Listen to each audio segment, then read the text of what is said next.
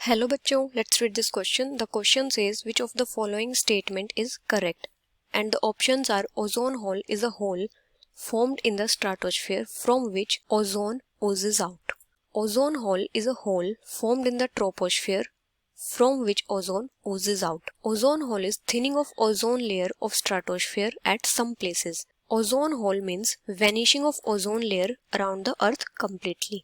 तो यहाँ पे हमारा की कॉन्सेप्ट क्या होगा? अगर हम बात करें ओजोन लेयर डिप्लेशन की,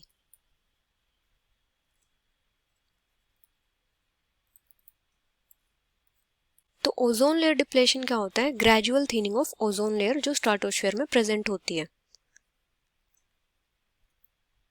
gradual thinning of ozone layer present in stratosphere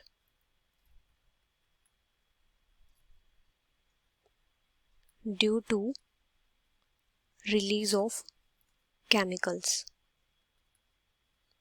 और इसी को क्या बोलते हैं? ओजोन होल भी बोलते हैं. ओजोन होल का मतलब क्या होता है कि ग्रेजुअल थिनिंग होती है ओजोन लेयर में, वो कंप्लीटली वैनिश आउट नहीं होती है.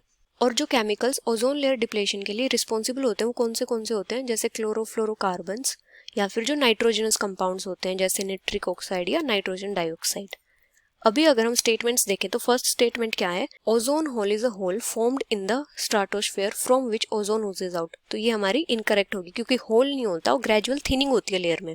सेकेंड है ozone hole is a hole formed in the troposphere from which ozone oozes out. तो ये भी हमारी इनकरेक्ट स्टेटमेंट है क्योंकि पहली बात तो ट्रोपोस्फीयर में ओजोन लेयर होती नहीं है, और दूसरा ओजोन होल का मतलब होता है ग्रेजुअल थिनिंग.